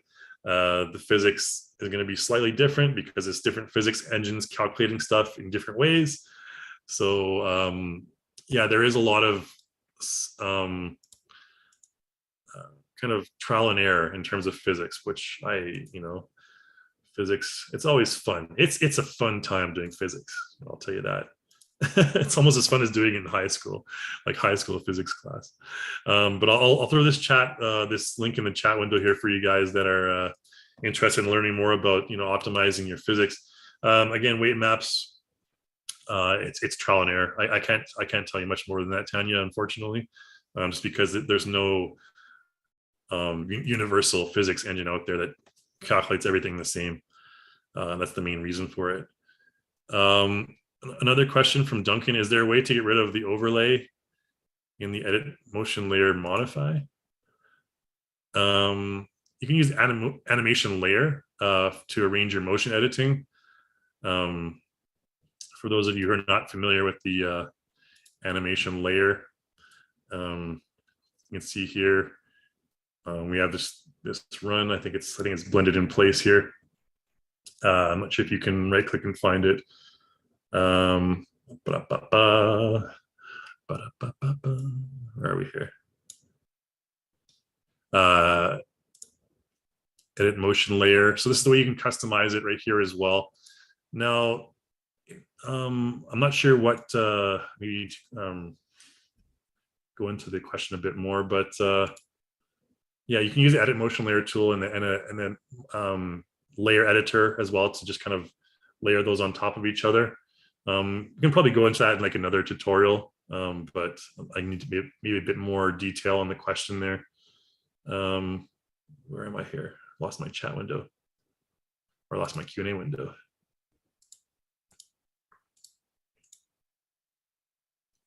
Oh, there it is. Okay. Yeah, so maybe you can kind of elaborate a bit on that. Who is that question from? It's from Duncan. Okay, Gary mentions here, I've lost all the text on the far left of the timeline. How can I get them back?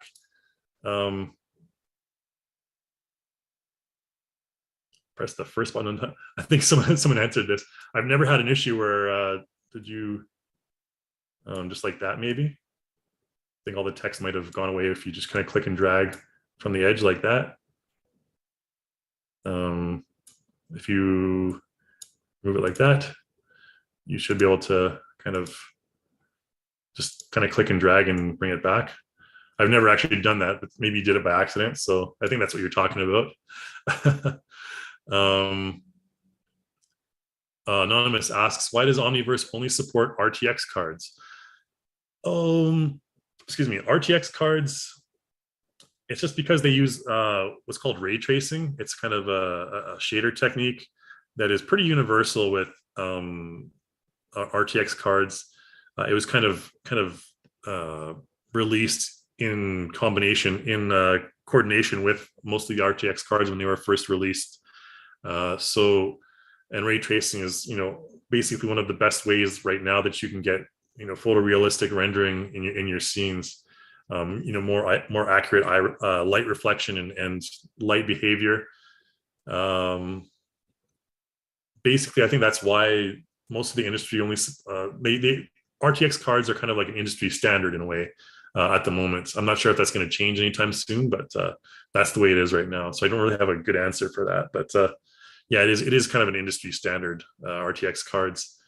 I'm currently using a 3080 on mine, like a single 3080. I know people have multiple cards and everything. 3090s are good. But yeah, I'm not sure where we're going in the future with that. But yeah, RTX card is currently pretty standard for various CG tools and software, not only Omniverse. Man, a lot of you guys have questions. Hey, Kurt. With different armatures, as far as I know, you have to use the same skeleton you created the animation with, unless you retarget within Daz to make it conform. So I think Eddie mentioned to you here, we have the Daz skeleton mapping profile for retargeting in CC4. So yeah, basically it'll just remap everything to the Daz skeleton when you bring it into CC4. it's just automatic, as opposed to, I can remember back in the day of what is like maybe Character Creator 1 and 2 and stuff. You had to manually map all the skeletons and stuff, and it took, I don't know, 10 minutes or something, which is really annoying. Right now, it's just automatic. Boom, it's done. Imported in. The mapping is already done for you, because we've spent some time creating these mapping profiles, which are embedded into Character Creator 4. So yeah, I think you were talking earlier, Kurt, about bringing the Daz character into Character Creator 4, animating it, and bringing it back to Daz. I don't think you should have a problem with that pipeline, just because the animations are baked, like I mentioned before. So another anonymous attendee, is there a way to adjust the intensity of many lights at the same time instead of one at a time? Gosh, I don't know. There should be. Yeah, I believe I've done that before. Let me just create a couple lights to see here.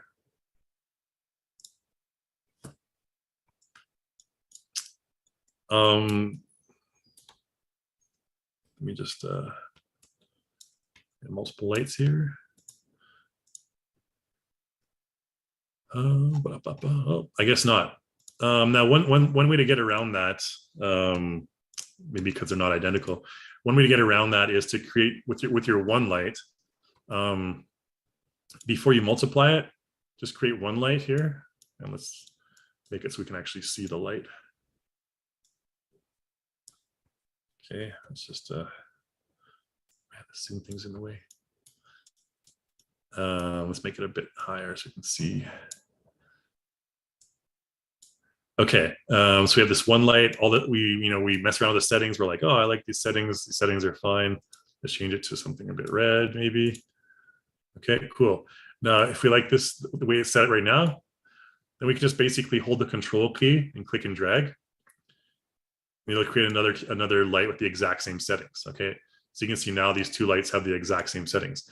So I guess maybe just my advice would be to plan ahead and just control click. You can do two more. If you control click both of them, now we have 4 lights with the exact same settings. And now we have 8 lights. Whoops, 8 lights with the exact same settings. Okay, so there you go. We just made 8 lights with the exact same settings. But again, once you have them selected, you're unable to convert them all or change them all at the same time. So I guess just plan ahead, like I mentioned, and have them all with just create one with the ideal setting that you want, and then multiply it like that. Alrighty. I think we answered. Okay, a few more. We're going to go for another, I think, 7 minutes here or so, guys. So if I don't get to any of your questions, I apologize, but we're just going to basically cut off at the 2-hour mark there. And you can always email me as well, or just ask in our forums as well, any other further questions. Okay, so another question from Ray is in Character Creator 4, how do you fix the jaw from showing the inner mouth when the mouth is open? Basically, you can just use the edit mesh tool in sculpting. I'm not sure if I showed that in much detail for you guys, but say for example, we thought this tooth was sticking out too far. If you go to edit mesh with your character selected, edit mesh, select the tooth. You can see that you can select the individual teeth one by one. You can use sculpt, and I can maybe use the push brush, like push it up maybe. Oops. Obviously we have to be a bit more detailed than that, but if I wanted this tooth to be further up, actually I'd probably use vertex in this case. Just click on the end vertex and decrease the radius of my soft selection. Press W and bring it up. That'd probably be the best way. And then you can also increase the selection range, bring it up more, increase more. There you go. And just, you can basically make his tooth disappear there. All right. That's, quick and easy and dirty way to just do some mesh editing, and there you go. Okay, and just use the same process to prevent job breakage or whatever your issue is there. Question from Benjamin: do you still need to export Daz characters to iClone and export the head back into CC in order to get the head as a separate CC character morph, or is that done automatically with Transformer now in the original import? It's done with automatically with Transformer, to answer your question there, Benjamin. There's no need to import into iClone. Yeah, basically Transformer is the ideal way to optimize your Daz characters in iClone, or in Character Creator 4 and in iClone. Use Transformers is the best way. All right, another anonymous. Show your face. I'm just kidding. Is the next version of Motion Director going to support irregular terrain? Yes, we are working on that. So right now, obviously, Motion Director is in its infant stages where you can only go along a flat plane. So as soon as your Motion Director character faces a curve, he's going to be like, I'm going to go through the mesh. They don't have floor contact set for that. So yeah, just be aware of that. Yeah, Motion Director is a really cool tool. I've messed around with it a lot. It's super good for a lot of scenarios. Really helpful. Question from Mike: does CC currently support displacement maps, such as baking HD details out of Daz or adding non-mesh prop detail in other programs to import to CC? To answer your question shortly, yes. There's a displacement map channel in your texture settings. So just taking a drink, and just make sure that your shader type is set to PBR. So in iClone, our evil, like his eyes are bulging and there's like red light above him. He's like, looks so evil suddenly. So displacement maps can be found here. If it's set to PBR, make sure your shader type's to PBR, and then displacement map is found here. All right. That's Mike's question. So Ray mentions, when I import a vehicle from Blender, all the details don't cross over into iClone. That'll be a one case-by-case basis, unfortunately, Ray. There's no one size-fits-all solution for that. If you're importing the vehicle from Blender, you definitely do want to make sure, again, it's the same shader type so that it has the same texture maps that are used. Okay, so make sure that's the case. Otherwise, different shader types can cause all sorts of different problems importing from Blender. So Duncan asks, when you get into Edit Motion Layer and you choose the widget to rotate, all of the bones are layered with colored bones and circles. It makes it hard to see what I'm doing. So in the Edit Motion Layer tool, there's a lot of settings you can adjust there, Duncan, in terms of like your bones. Let's go briefly into that here. I'll show you exactly where you can find that. Wait, I'm in Character Creator 4, that's why. Here, so Edit Motion Layer tool. So yeah, maybe these circles and everything and the bones are like kind of messed up or not your type. You can go up here to bone settings. You can reduce the bone size, increase the bone size, change the color. That might make it easier for some people to see. Just those bone settings, basically. This one here is the IK controller settings, so you can change the size of those as well and change their opacity. Unfortunately, you can't change the color of these since they're all like multicolored. Okay, so you can adjust those settings up there. All these bone settings here, you can hide the bones, you can hide the IK control points. All right, so that should help you a little bit. So Ray, I think your question about the normal maps in Blender was answered by Eddie there. Yeah, it might be imported. If it's not imported automatically into iClone, just import it manually. Again, where you see the bump channel, like I showed you earlier. Bump. All right. Shabba-daboo. All right, let's do a couple more questions and then we're going to end off in just a few minutes here, guys. Question from Chad. Do you know when Curve Editor Manual will be updated for iClone 8?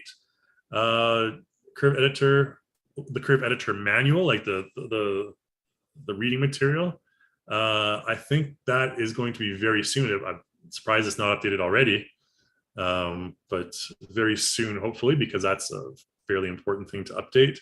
And we will have future tutorials on the new Curve Editor features as well. I know we have adjusted it slightly, so you can look forward to that, Chad, but I'm not sure. But I guess, yeah, it's not updated yet. That's kind of strange, but it'll be any day now, hopefully. Question from Kama. No question, just a bit of gratitude. All right, thanks, Kama. Glad to see you're enjoying the software, and really appreciate the kind words. Yeah, hopefully we can get make life easier for animators and CG workers and everything out there. That's kind of the goal, the main goal of all this shenanigans we're doing. Question from James. Any plans for iClone Twin Motion plugin? I have been asked that before, actually, a little while ago. I don't think there is right now, but if there is, like I said, if there is enough demand for it, please use that feedback tracker. We do take the feedback from our users very seriously, and if there is a lot of demand for that Twin Motion plugin, I think that shouldn't be too hard to implement. But yeah, it's kind of curious because I have been asked that before, but I've not used it myself.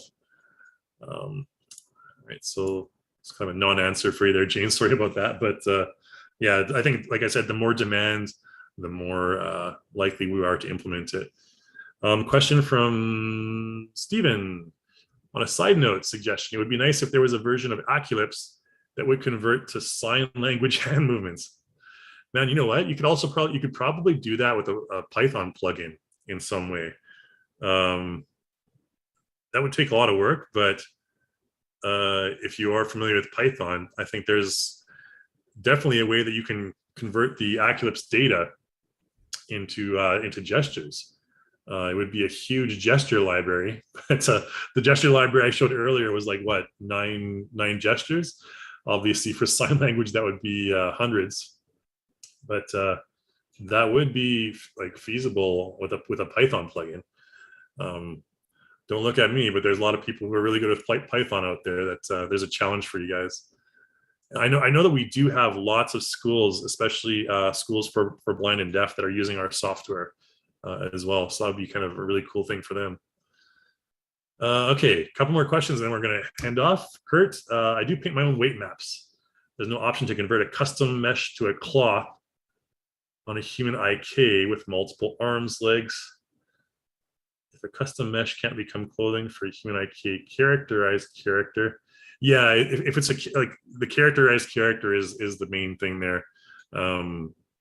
Yeah, that's to answer your question there, Kurt, to elaborate on the previous information. If the character is not a humanoid character, the weight maps, you have to do it manually, like multiple arms, multiple legs, etc. Yeah, you have to do that manually, unfortunately. So, but yeah, that's something that we're working on getting that implemented. Cool. All right. Benjamin, was the winner of the giveaway announced already? Been watching since the start, but might have been zoned out for a few minutes here and there. The giveaway, I believe you're talking about the character or the competition. That's the word I'm looking for. The competition we have going on right now, which I think you should be able to find from the main page.